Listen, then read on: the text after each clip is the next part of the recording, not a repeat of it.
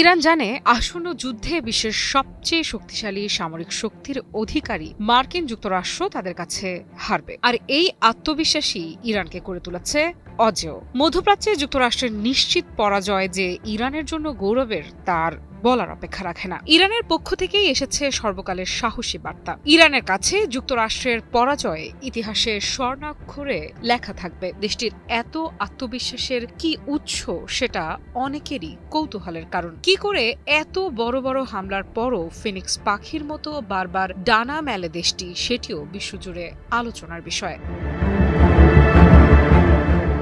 সম্প্রতি new York টাইমসের এক প্রতিবেদনে বলা হয়েছে, ইরানের ভূগর্ভস্থ ক্ষেপণাস্ত্র ঘাঁটিগুলোর অন্তত 90% এখন পুরোপুরি সচল। শুধু সচলই নয়, যুদ্ধের জন্য সম্পূর্ণ প্রস্তুত। মার্কিন গোয়েন্দা কর্মকর্তারা বলছেন, ইরান তাদের ক্ষেপণাস্ত্র নেটওয়ার্ক এমনভাবে তৈরি করেছে যাতে বড় ধরনের বিমান হামলাও মূল অবকাঠামো ধ্বংস করতে না পারে। বিশেষ করে ইমাদ এবং খেইবার শেকানের মতো দূরপাল্লার ক্ষেপণাস্ত্রগুলো রাখা হয়েছে অত্যন্ত সুরক্ষিত মিসাইল সিটিতে। এসব ঘাঁটি শুধু গোপন নয়, যে কোনো মুহূর্তে পাল্টা হামলা চালানোর জন্য প্রস্তুত। আর সবচেয়ে বড় বিষয় হলো, যেসব অংশ ক্ষতিগ্রস্ত হয়েছিল সেগুলোও নাকি খুব দ্রুত মেরামত করছে তেহরান। গোয়েন্দা প্রতিবেদনে বলা হয়েছে, ইরানের কমান্ড ও কন্ট্রোল ব্যবস্থাও এখন আগের চেয়ে বেশি সমন্বিত এবং কার্যকর।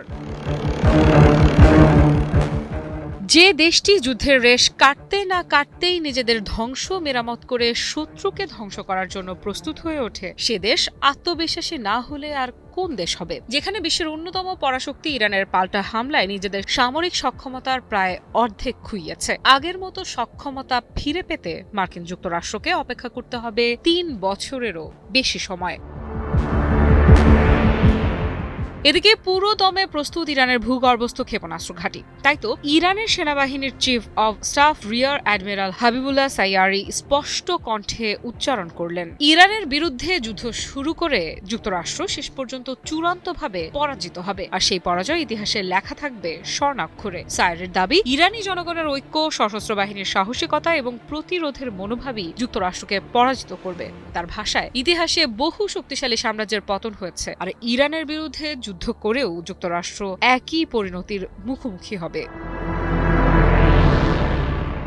এরপরেই তিনি তুলে আনেন ইরানের সামরিক শক্তির আরেকটি গুরুত্বপূর্ণ অধ্যায়। প্রথমবারের মতো ভূমধ্য সাগরে ইরানি নৌবাহিনীর উপস্থিতির কথা স্মরণ করে তিনি বলেন, আয়াতুল্লাহ আলী খামেনির নির্দেশনায় সব বাধা উপেক্ষা করেই সেই অভিযান পরিচালিত হয়েছিল। যখন ইরানি যুদ্ধজাহাজ বাব আল মান্দাব প্রণালী এবং লোহিত সাগর অতিক্রম করছিল, তখন শত্রুপক্ষ আতঙ্কে মৌমাছির মতো গুঞ্জন শুরু করেছিল। এই মন্তব্যের মাধ্যমে তিনি বোঝাতে চেয়েছেন, ইরান এখন শুধু আঞ্চলিক শক্তি নয়, আন্তর্জাতিক সমুদ্রপথেও নিজেদের উপস্থিতি জানান দিতে প্রস্তুত।